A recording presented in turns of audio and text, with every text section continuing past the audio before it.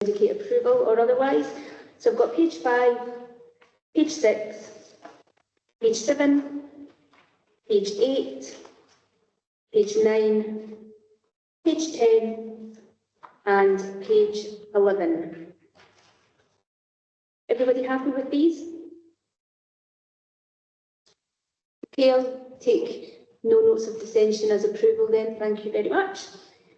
If we move on then to the section 5 of the agenda, the first one is the Joint Committee Rolling Action Log. Lena, is that you that's speaking to that one? No? That one's it. Okay. Yes, Lena Shelling, RPMO.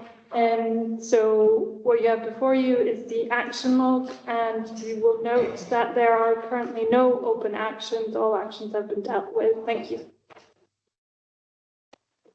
That's fairly straightforward. Do any of the committee members have any questions or comments on this item? No? Okay. We can move on then to the next item, which is the Joint Committee Forward Plan. Is that back to you? Yes, the forward plan will be coming to Joint Committee in January, and there is no forward plan to be considered at this meeting. Do any of the committee members have any questions or comments on this item? No? Okay, thank you. We'll move on then. We are now into item 6. There's a number of items under there. 6.1, I'm going to hand over to Brian Roberts because I understand that there's been a bit of a mix-up with this item on the agenda. So Brian, over to you. Thanks, Chair. Brian Roberts, Chief Operating Officer of Infrastructure and Environment, Stirling Council. So yes, Chair, as you say, the way the paper has been presented is actually an error. It's not that there should be a paper here. But the paper, as it set out, is asking for approval from committee on the audit plan. So actually, in terms of the stipulation of the grant offer and the deal arrangement with government, the approval of the audit position sits with Stirling Council as the effectively responsible body and lead authority and explicitly our internal audit team. However, to give committee reassurance, the audit plan that's set out in the appendix has been approved by and has been actually drafted by the audit manager of Stirling Council and has been discussed with the chief officer group. So the purpose of the paper really is to let the committee know that the audit will be getting undertaken. There will be then the outcome of that audit reported back to the committee in March, and that will be led by, as I say, the internal audit manager at Stirling Council. So it's just really the only change is rather than seeking approval, it's more for noting and awareness. And the audit will be commencing later this month, as I say, and come back in March. So apologies to the panel for the incident. Okay, thanks, Brian. I think when I read that report, one of the things I had thought of, does the committee have any ability to influence what goes on the audit? No, so the purpose of the audit is, and the audit itself is undertaken in correspondence with the general requirements of public bodies, particularly local government, for the audit structure. So that's set out in terms of the practice. But the purpose then of the audit coming back to committee is for committee to get assurance and to seek questions of any of the actions that come out of it, because obviously the audit is independent from those that are within the three partners delivering on the deal and spending the funding. So the audit function will audit against the plan, and then the outcome of that will come here for consideration. But it should be coming for reassurance and then noting the actions that have been agreed. So what will happen with the audit is the audit team will identify any improvement actions, and then through the COG group, that would be agreed what those actions would be across the partners, and then the updated report would come back in here for committee for effectively noting and approval. Okay, if committee decided that there was an area they specifically wanted to kind of look into or delve into a little bit more, is there an avenue for that to happen? Yes, so I would see it the same way as Financial Council and the Rangers and Stirling Council for the audit committees, where the outcome of the audit reports come forward for scrutiny and for reassurance and for challenge. And I think at that stage, if there's an area where committee felt that the partner responses to the audit findings weren't strong enough, or there was areas of further work that certainly would be the time for committee to both ask the audit team that have undertaken the audit, but also the individual partners and us collectively on any other areas that you didn't feel the audit outcome and the responses from the partners actually address the issues of the audit finding. I know we're kind of talking of future tense because we don't know what's been identified, but certainly that would be the timing for those discussions. But I've also discussed with the audit manager, he suggested that there could be a briefing done in advance of that. Obviously, again, not knowing what the aspects are going to be raised through the audit, but it might be useful to have a briefing with the committee so that you can see some of the details coming forward or explore that in more detail before the committee itself. And I appreciate that the way the audit is done for university partners will be different from what they're used to. You know, so this is aligning with local government act, so it's more into what council representation on the committee will be used to, but that will be slightly different, obviously, for university partners. So again, I think probably is quite a good idea. Okay, thank you. Is there any questions from other members? No. Thanks, Brian. It may be that I haven't understood the paper, so apologies in advance. But one of the things that came across to me was the focus on external factors. So the role of inflation and the risk that has for the city deal funding.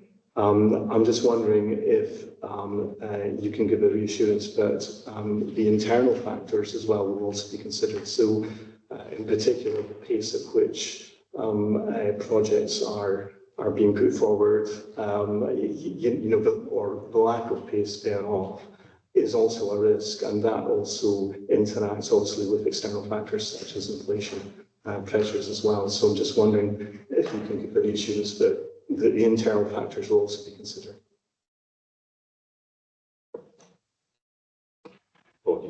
Yes, absolutely. The audit itself will effectively audit our delivery against the deal, so that would both be internal and external factors. The other thing to flag or to highlight is this is an audit of the partnership. Obviously, there's audit processes within each of the individual partners to look at internal delivery challenges or factors or issues in there. So this will look at those internal partnership rather than delve down into any of the individual areas. But certainly that would be the intention of the audit. And obviously the audit will flag based on what our plans are, where our risk register are, etc. And we'll make comment and recommendation, and it will be for them through the Chief Officer Group to identify what we feel are mitigating measures or actions that need to be taken, and then obviously be as part of the outcome audit plan. As I say, that's what we then come back here for consideration in March. Any other questions? Are we happy then with the paper on the basis as Brian's explained? Okay. We will move then on to the next item of the agenda, which is the annual report. That's over to John. Thank you, Chair. Members will have seen these versions of this annual report that has been for the time. This should be considered as the final version of the annual report, except for one very small minor tweak, which has occurred between papers being circulated and the meeting today. I think I'd also like to thank colleagues in the RPN1 partners, especially in COMS, who have all worked very hard to just come to this very good document here. So we're really asking the Joint Committee to approve the annual report, again recognising that very minor tweak, so that it can be shared with UK Scottish governments and then can be made available. Okay, thank you, Brian. I've got a couple of questions, if that's okay. I think the annual report's good. It outlines where we are in relation to the deal. There's obviously benefits realisation plan in here, and just a couple of things came to mind when I was reading this again. If we go to the Japanese Gardens project, we are sitting with a number of measurements of criteria to be clarified. I'm just conscious that we're a couple of years into the project, and I would have hoped that measurements would have been clarified by now and agreed. The money has gone and been spent, so when do we expect to see that clarification? Thank you, Chair. If you don't mind, John, I'll happily take this one. In terms of the Japanese garden, we have now got a series of outcomes that are measurable in terms of back to the original planning. These were granted. They're being collected now, currently, right now, in terms of the benefits realisation, and we will report that as part of the normal course. Obviously, this is the annual report that covers the past year, so it's just in terms of time right now, but we have that in place, and it's taken working alongside the Japanese government. Thank you. I think that probably answers some of the other questions I had about how the committee has the opportunity to delve down into what's here and the benefits that have been realised. So I'll take assurance that there will be a future report that will allow us to do that. The motion. I'll open up to the floor for questions. Comments? Okay, are we, Neil? Sorry, Chair, first of all, apologies for being a wee bit late. It was the roadworks associated with some of the City Regional projects, so it's the committee's fault that I was a bit late today. But actually, on that issue, I think the point you raised is actually really, really important. In the context of projects which have already been delivered, ensuring that these benefit realisation is actually going to be a really important aspect of this. I think when we're bringing back that report into, especially the Japanese garden, certainly active travel and the stuff around about the walk cycle and stuff, I would like to see those benefits realisation reports coming back on a regular basis, and also whether that is actually in terms of them actually coming forward, or at least at some stage fairly soon, a work plan for when we should be expecting those to come, I think would be very useful, even if that can be stuff with committee, so that we get a rough idea in our heads as to when we would be likely to see each of those benefits realisation reports.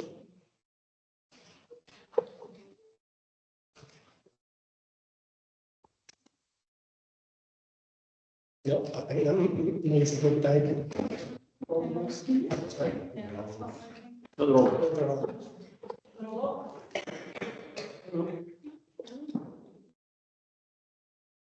Kevin? No. It seems to be a touching. It's like there's an airline here.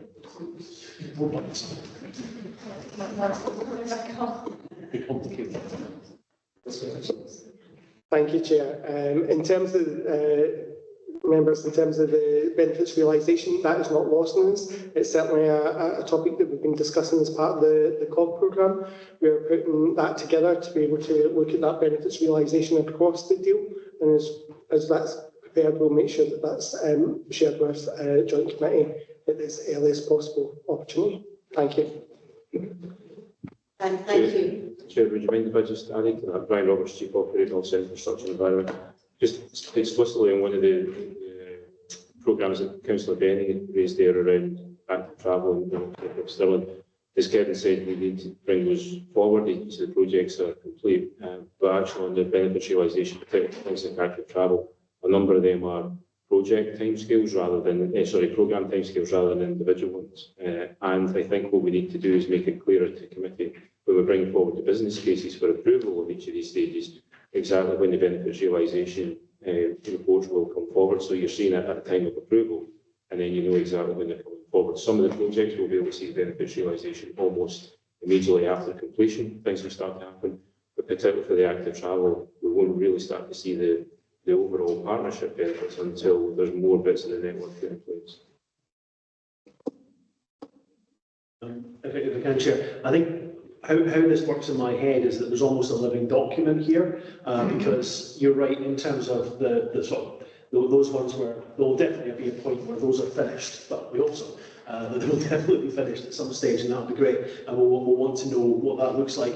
There's also ones which will be programmatic in terms, thinking about the Agriculture Centre and some of the other projects around about the Environmental Innovation Centre. These are long-term projects where the benefit realisations will come in for many, many years to come. And I suppose it's about making sure that living document that updates when we're likely to see benefit realisation reports coming in terms of when those are there, will be reactive to changes in those programmes and as they evolve going forward once they get past the delivery stage. So I see this as a living document that's almost like a little scrutiny plan for those benefits realisation. I think it is really important that we continue to do that work after the projects have been delivered and once they go into that phase where they're really kind of actually starting to deliver for our communities. Yeah, I completely agree with you. I also think it's a good opportunity for us to be able to check that benefits are being realised. I appreciate that some of them over a 10-year period, but if you get to year 5 and there's been nothing, kind of delivered, you've got to start asking the question, well, when is it going to be delivered? Are we expecting this to all come at once? Or actually, are we going to achieve any benefits out of it at all? So that's the sort of thing that I think we need to keep an eye on. And we also need to be able to dig underneath the targets. So, for example, we're saying 30 employment opportunities per annum, and they were supposed to be certain, have certain kind of characteristics, etc. We need to be able to get down and make sure that that's been delivered and that the figures that are being supplied are delivering what we expect it to. Yes, Lena Schelling, RPMO. So there is work ongoing with partners and working closely with partners and the delivery teams to make sort of both the reporting and the tracking and monitoring of benefits more systematic. That is ongoing. It is not in a place where it's sort of ready to present at committee today. But in future, that is sort of what Councillor Benny is talking about, that living document, in terms of being able to capture those more nuanced benefits that are less about the sort of wider trends and things like the monitoring framework would be tracking. These are more of the immediate benefits. So yeah, just to reassure committee that work is ongoing. Thank you. Any other questions or comments? No? Okay, are we happy then to approve the annual report for this year? Agreed. Yep, thank you. Okay, we move then on to the next item on the agenda, 6.3, that's Flexible Skills Programme. And is it Charlie that's... Oh, it's you. Okay. It's working. Thank you, Chair. And committee, the paper before you today on the City Region Deal Flexible Skills Project seeks to provide you with an update on the work of the project across the Deal programme, outlined across paragraphs 1 to 7 of the paper. The paper also includes context around the CRD project skills pathway plans, which aims to support projects and planning and delivery of the skills and employability opportunities as part of the overall inclusive growth objectives, as outlined in paragraphs 8 to 15. The Joint Committee are also asked to take note through paragraphs 16 to 26 that a flexible skills project will be seeking to realign its timeline and budget to better impact the deal projects through the remaining period of the deal, extending the flexible skills project beyond its original funding period to align with the overarching implementation plan. The paper through paragraphs 27 to 39 also seeks approval of the Joint Committee on the establishment of a flexible skills grant fund to support each of the project's developed skills and employability opportunities. Information on this work can be found in Appendix 1 of the report. And Chair, I'm happy to take any questions. Thank you. I've got a couple. I mean, and I've asked these before, but I feel like I should ask them in the committee as well. So we've got the Flexible Skills Programme here, the report, and it details the money that's being spent. So by the end of 25-26, it's £1.5 million. How can we be sure that the programme and the money that's being spent is aligned to the projects that are being delivered? Because from my perspective, it seems to be very, very general. We're providing a lot of employability skills rather than focused on the areas of the projects. So if I take, for example, the SIEC, my vision was that we would be using the Flexible Skills Programme to upskill people from kind of general employment kind of opportunities to take advantage of the kind of more high quality, higher paid jobs that were coming through as a result of that specific programme. But that programme's not in delivery yet, but we're spending a fair bit of the money, and I'm a wee bit worried that we'll end up spending all of the funds ahead of, the job opportunities being delivered, and we won't be able to upskill the people using the skills programme. Thank you, Chair. I hear your concerns in that what I can give the committee at the moment in terms of the profile that is there in 2020, paragraph 29 of the report outlines what the original profile would have been. It is spent nowhere near that level of money in each of the years, and that's why we're asking to reprofile it. So you'll see within further in the agenda, the actual implementation plan and the profiling of that was spent to date, including what's allocated for this fiscal year, somewhere in the region of £425,000. In that sense, the reprofiling of the money, which is the vast majority of the money allocated to the skills programme into the remaining years, a big chunk of that will be allocated to this skills fund, which each of the projects as part of the deal programme will bid for monies linked to developing skills and employment opportunities directly to those particular projects. That will include enhancement. Some of that will build upon the pathway programmes that we've got outlined within the deal programme in that sense. So the vast majority of the fund is still there to be utilised in enhancing the skills and employment opportunities, and tying that to what opportunities will be attracted to each of the various different projects at a length of the day. Thank you.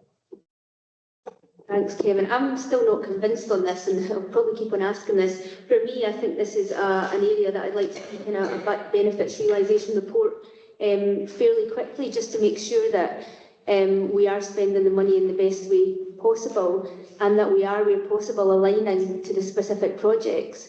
Because it's all very well delivering the general employability, and for me, a lot of the skills projects that have been delivered so far are very low level, rather than that next higher level up that we would be expecting, and was probably outlined in the kind of heads of terms, etc. So I'll keep an eye on it, but I suppose the benefits realisation report for that would be quite key.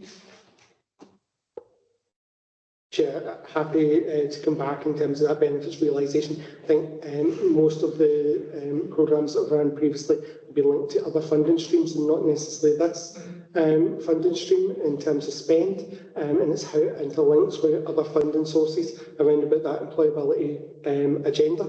And that's so that we're enhancing the work in general. A lot of the core developments will be as part of this skills fund going forward. We'll pull together the information you're requesting. Thank you. Great, thank you. Can I open up for any other questions or comments? Thanks, Jerry. My question is fairly similar, but it's more. I don't get a clear sense of what it is we're trying to do here, because it does feel that this is supplementing the sort of skills and training projects that the employability partnerships have, both in Stirling and Clackmannanshire, with regards to people who are far away from the workforce, rather than necessarily taking people who are closer to the workforce and upskilling them into these sectors. I'd like to see, I think it is really the same point that I think Ellen was making, because I'd like to see how this interrelates to the other employability work that goes on within the two authority areas, because I think about the amount of cash and work that goes on from DWP monies and Scottish Government monies in terms of long-term and short-term unemployment alleviation, which is quite significant amounts of money in terms of some of those projects which are bid for. And I don't know what the situation is in Clackmannanshire, but I imagine it's similar. The employability partnerships do that work to take people from being very, very far away from the workforce to being closer to the workforce. But what I see here is us effectively replicating that. And I'd really like to understand how this adds value rather than just displaces work that would otherwise be going on within those projects. That's really the thing that I'd like to see probing here. So I think it is the same issue.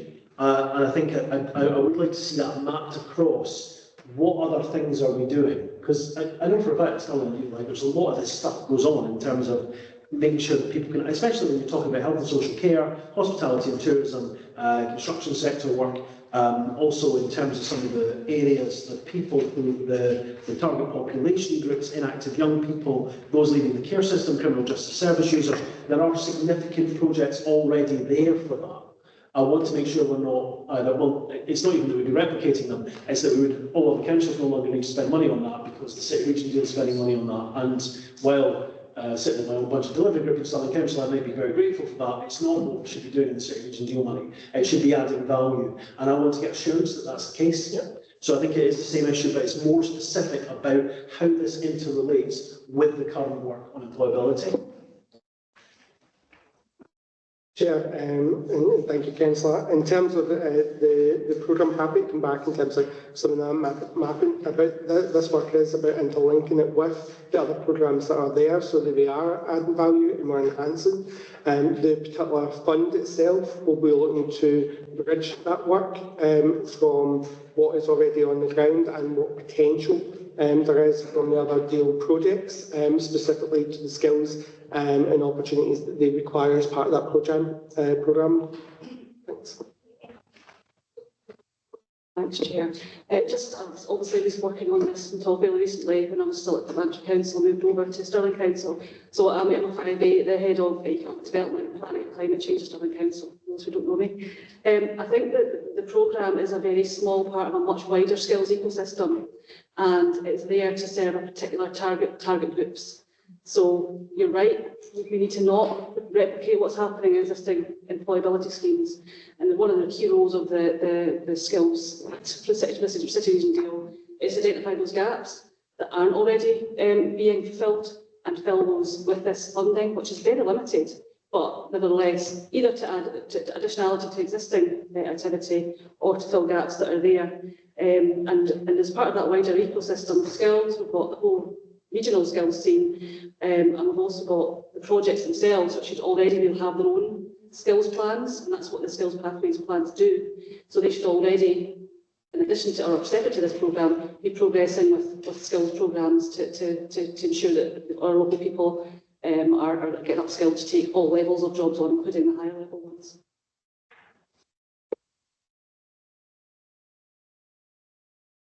Any other questions or comments?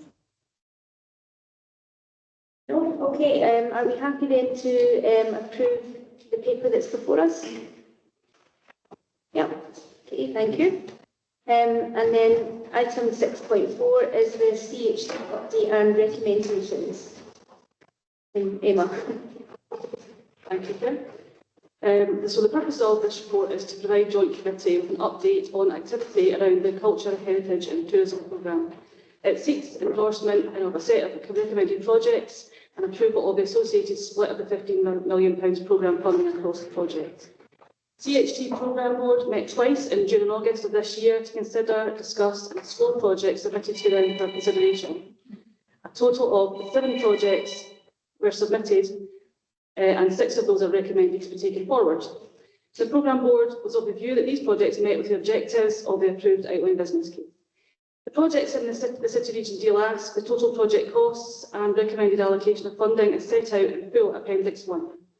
It's recommended that all but 2 of the projects need varying levels of match funding to progress, and that this will need to be developed and secured as part of the business case development for each project. And given that we're currently in year 5 of a 10-year deal, it's recommended that project leads are given up to 18 months to secure funding and finalise individual business cases.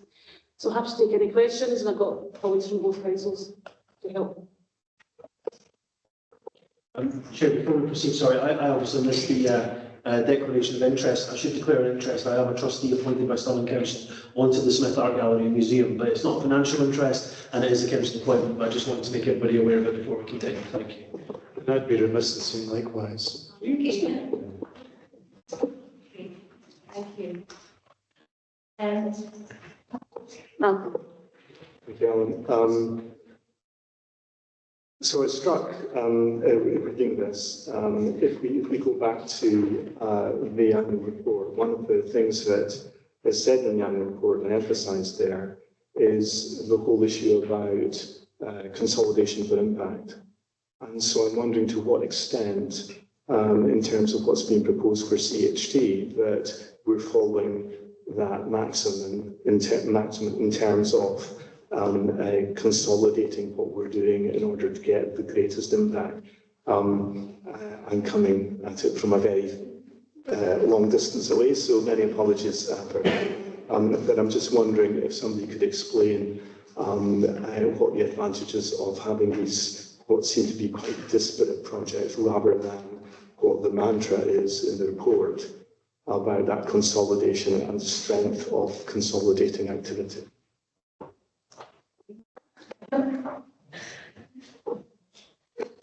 Yeah, so it's a good question. So I think we invited a range of projects to come together to submit applications, and particularly within the Stirling area, there's felt to be a kind of relationship between the projects that will enhance the visitor activity and just bring up the cultural event scene and increase visitors and spend. And that was the actual purpose behind the objectives that were set out in the business case. There's been no kind of proper, no kind of firm consolidation exercise undertaken, no kind of assessment of the regional impact. But each project was required to set out specifically what the regional impact would be as part of the pro formas, and then the board, which consist of a wide range of experts across the CHT landscape, then were asked to assess those and score them on that. Regional impact and consolidation was taken into account, but there's no specific bit of work that answers that question that you've just asked. So I suppose my follow-up question is that, given that's the case, and given the importance that's been attached to consolidation, whether there's any room for considering how these various projects could be consolidated and under what themes, rather than simply just generating more activity. I mean, is there a possibility for doing that work?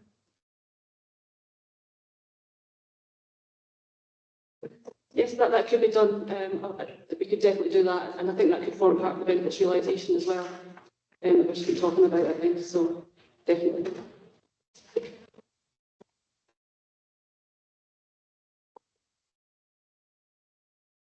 Nikki, did you want to come in? Thank you, Chair. I was just going to make the point, and I don't want to re-rehearse a previous conversation of the joint committee, but you'll recall we did have quite a conversation about the Clackmannanshire project some time ago, because that does actually consolidate a number of projects from across the deal. So the Alloa Heritage and Enterprise Centre is consolidated alongside other projects from the deal, which are the Digital Hubs, Scotland's International Environment Centre, and ILIH was previously consolidated, if you remember, alongside the SIEC work. So that was actually a very considered attempt to try and play into that space of the consolidation, given everything we've said about the deal, and maximise the impact. It was actually quite difficult then bidding into just this fund, which was for the CHT purposes, because we had quite a discussion at the board previously about whether or not we should disaggregate the CHT element from that consolidated proposal. But I do think there's something in there in terms of that consolidation. But I do agree with what Emma just said there, in terms of, I think we could do a wee bit more in terms of the consolidated regional impact in particular, in terms of the benefits derived from this fund, and I think that will be good to develop through the business case process. Thank you, Chair. Thanks, Nikki. So, did you want to come in, Neil? I wasn't on this particular issue. If you want to come in on that issue, Chair, with the question. All right. So in terms of the consolidation point, I think is the point we're making. One of the issues for me, when I look at page 125, is if you look at the sort of looping in of additional funds. So obviously the Albert Hall project, Bannerman House project, Smith Art Gallery project, and the Alloa Heritage and Enterprise Centre ones are bringing in sort of 3 times what the smaller projects in Stirling, the City Park and the Stirling Wayfinding projects. These are effectively funding a project and not looking for any external funding. I wonder if you can say something about why it's not possible to do that, or has it not been looked at? Because that's a concern for me, that those are the ones that we are directly funding.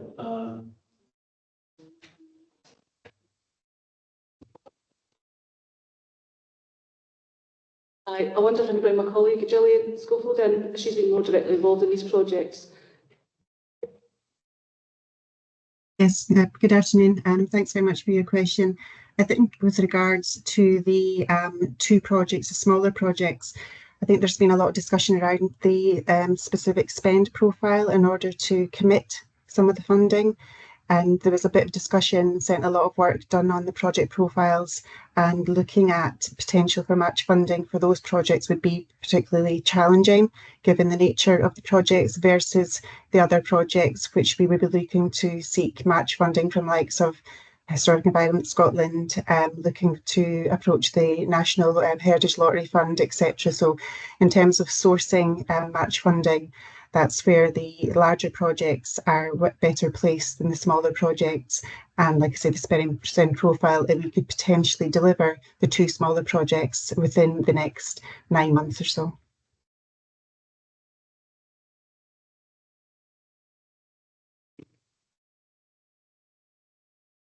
Scott Farmer, do you want to come in? Yeah, it's just in terms of the Stirling projects, it's the issue of the Smith Art Gallery, and it seems to me that if we're looking at the spend profile, and there has been a lot of concern over the spend profile, how we can meet the targets, and of course we have got the spectre of a significant proportion of that funding declining in real terms due to inflationary pressure. I'm just concerned that 18 months seems an awful long time if it transpires that a project, say for example like the Smith, which at the moment I know there's a business plan still to come up, but it seems to me to be like an aspirational wish list of what they're proposing in terms of outcomes, and is 18 months realistic in terms of keeping to a spend profile that we could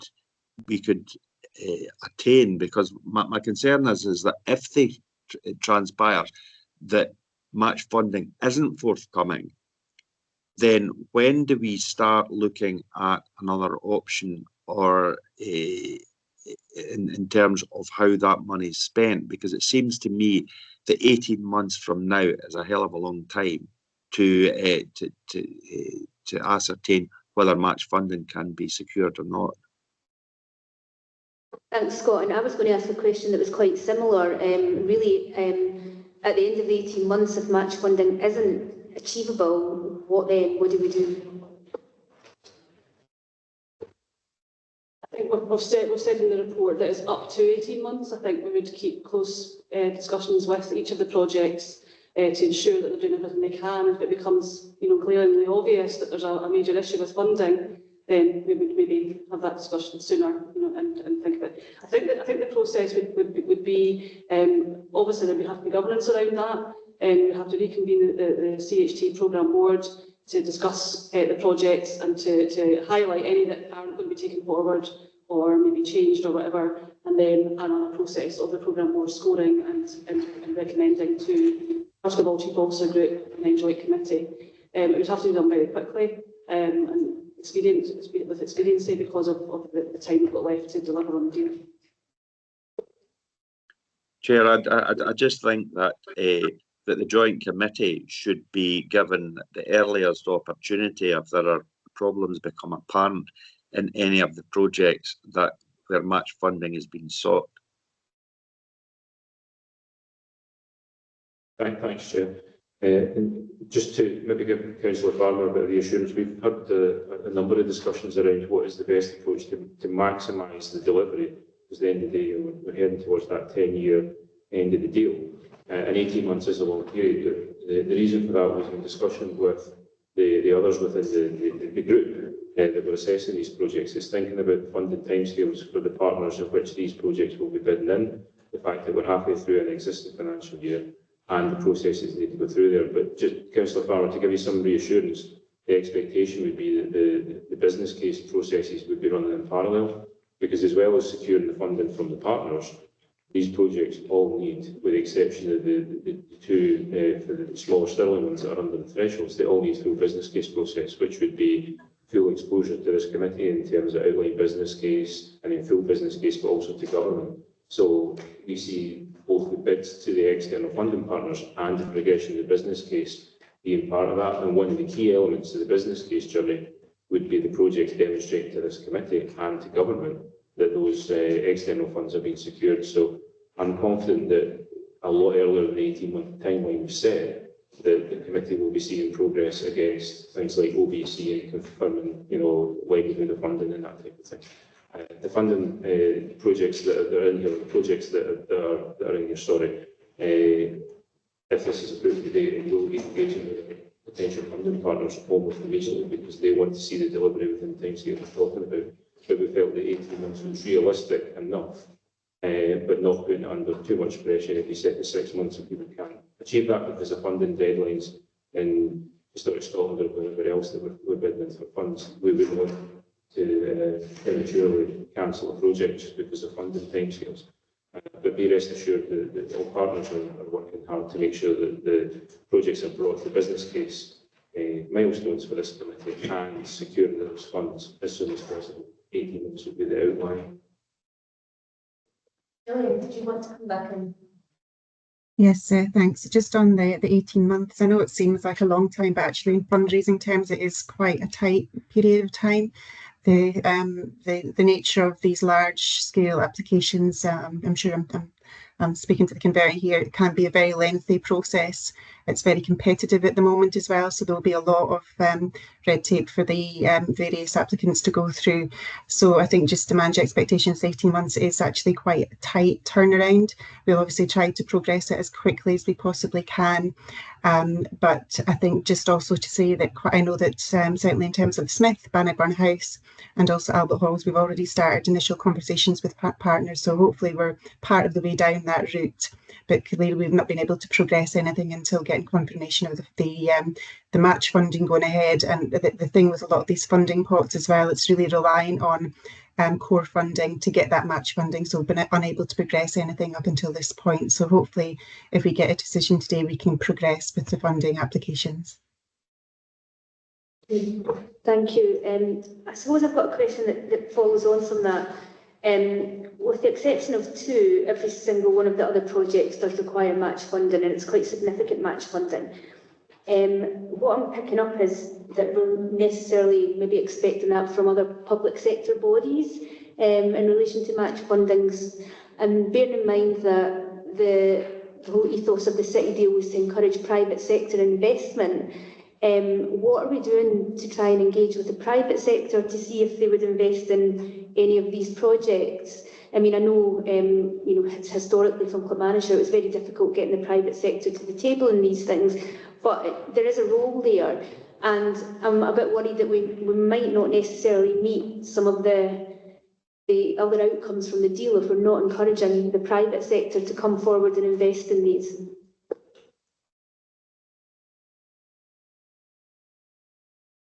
I guess it's quite tricky, isn't it, to get private sector investment. I think that there's probably a limit to some of the potential in some of these projects. But what I do think is that the private sector benefits that will follow from them are really significant, and the benefits that we'll realise. I think certainly for each of the Stirling projects, we will investigate that and the potential for private sector funding as much as we possibly can, because there is, as you can see from Appendix 1, there are significant funding gaps there. So a variety of different sectors and types of funding will be sought, but I acknowledge it will be quite tricky to do that, but we'll try our best. Thanks, Chair. With some issues in terms of some of the one project that we have for Club Manager in terms of CHT, private sector funding is some of the concepts that we're present. So that obviously is part of a piece of work that we are looking at in terms of that conjoining some of the deal initiatives as well, and how that can also tap into other private sector opportunities for this particular project and potential wider regeneration work in the area that we're exploring. But a lot of it is depending on us getting agreement. Yes. Yeah, I was wondering if there had been any discussion of this at the Regional Economic Advisory Group. I mean, without being horrible and putting people on the spot around that, but was there any discussion about any of this at the Regional Advisory Group? What was the thoughts of the members of the advisory group about these projects? I'm quite interested in their point of view on it. Thank you. No, we have not had that discussion yet because the group is due to meet shortly after this meeting to reflect on the papers and the position that we've taken on these, or that the Joint Committee has taken on these projects. So at the last meeting when I updated the members on the recent working meetings of the group, after we presented our overview paper on priorities for the deal, the next phase of the work that we'll undertake is to explore the potential for private sector linkages that we think is there in the region.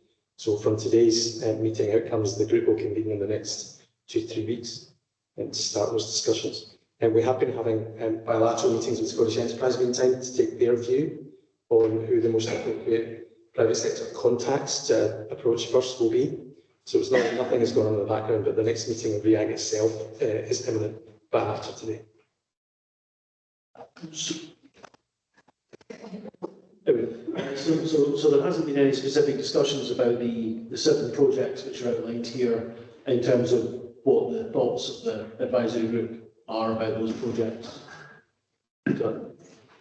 Sounds like that's a little bit. No, but we'll have that on the agenda for the next meeting of the group. Okay, it's just we're being asked to agree this today, so if the advisory group tells us that they're all terrible, then we're a bit late, but okay, fine. Thanks. Nikki, apologies if you've had your hand up. You're behind me, so I'm not necessarily seeing you, so if you want to come in. Thank you, Chair. I can't tap you on the shoulder either from here. Kevin stole my thunder a little bit. I was just going to make the comment about the Clacks project because it's maybe, I would maybe express it a little more formally in the sense that we are looking to develop a proper, formalised investment strategy around this, and work had already commenced on that.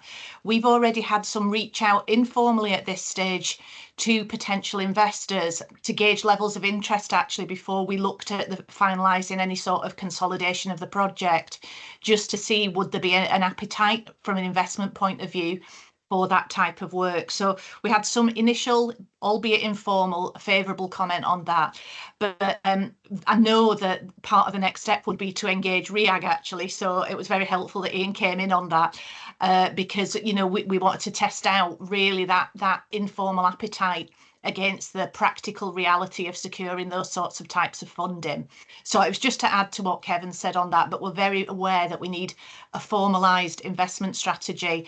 And the other thing that I would add is that when we secured council governance over that particular project, one of the things that we did say was that we highlighted that as a specific risk, and also indicated that if we were foreseeing any difficulties in securing that external funding, we would be reporting straight back into council and the Joint Committee and looking at what needed to be done. So just to make those a few additional points. Thank you, Chair. Thanks, Nikki. Any other questions or comments? Oh, are we then able to agree the paper today as set out? Yep. Okay, thank you. The next item then on the agenda is 6.5, and that's the implementation plan. And is that back over to you, Lena? No? Chair, oh, no, it's Brian. Okay, sorry. Very good quick introduction to it. So thanks, Chair. So as you say, this is the implementation plan at the kind of 6-month point during the year, which informs particularly the allocations for next year and the reprofiling years after. So the paper sets out briefly some of the risks that are considered by the partners, and Professor McLeod mentioned it earlier, things like inflationary, and the longer we're going to the deal, then the less we're getting effectively for the money. What we've taken the opportunity across the partnership is to reflect on items like the one just before there, and some of the risks and the timescales around the match funding being secured for the project. So we're taking the opportunity, particularly to focus on next year's profile, but also looking at what that means for the future years' profiles as well, recognising the fact that we're heading towards the end of the deal. As I'm looking through the papers, realising that the appendices that you've got in front of you, unless you're working to the time, so apologies on behalf of the partnership for the level of detail on my laptop's just diving me as well, struggling to zoom in there. But what the paper sets out, and this would be submitted to obviously to government, is the allocations that we're looking for across all the projects as the deal for next year, and an indication of the ones after. And to give committee reassurance, we monitor this through the RPMO, through the SLO groups, and obviously through the COG meetings as well. And we continue to monitor progress through there. I think it's fair to say that there are risks for the remainder of the project, as committee have discussed before and are aware, both in terms of the financial profile for delivery, the business case journey. Those are set out in the paper as well, and happy to take any questions that you've got. And as I say, we've got colleagues from all partners in the table as well. Thanks, Brian. I'm just looking at the associated risks, and one of them down there is political.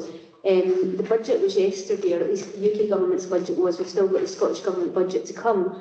I've not delved into it in any kind of, significant way at the moment.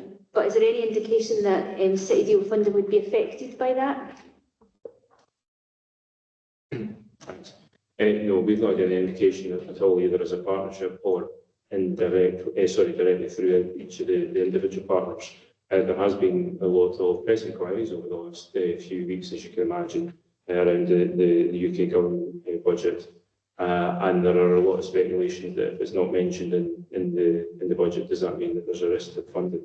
So we're progressing on the basis of information before is that we secured the funding deal. There was an announcement in yesterday's budget around the Argyll growth deal, which has sparked some queries coming into us today from local papers asking, still in the financial deal hasn't been referenced, does that mean that it's no longer existing? So I think there's quite a lot of questions coming in because people are putting two and two together and not having that detail. As officers, we still need to obviously work through the budget for what the wider implications could be for public sector funding for both councils in particular. But as it stands just now on the deal, there's no indications that the current deal that we've got is it. Any other questions or comments? No, were we happy to approve the paper? Yep, agreed. Okay, thank you. Next item then is just the proposed schedule of joint committee meetings, and I'll hand over to Lee. Put your light on. Sorry, the next item is just the proposed schedule of joint committee meetings, and I'll hand over to Lee. Apologies, Martha. Thanks, Chair. So the report advises the Joint Committee that the schedule of joint committee meetings will end with the meeting scheduled to take place on the 27th of March 2025. After the March meeting, the Chair of the Joint Committee will revert to Stirling Council in line with the Joint Committee standing orders. This report asks the Joint Committee to agree to a proposed draft schedule of meetings for 25-26 term when Stirling Council has the Chair, which are detailed in Appendix 1 of the report. Happy to start to take any questions. Any questions on this one? No. Grant, are we happy to approve that? Okay, thank you. Great. Great, thank you. Well, we got through that agenda fairly quickly, I think. Thanks, everybody. There's some good questions there. I think it is on us as a committee to keep an eye on things, and I was actually going to suggest an informal meeting of committee members at some point, so I'll get someone to get in touch, and hopefully we can get that in the diary just to chat over a few bits and pieces. But that would be great. Thank you. Thanks, Chair.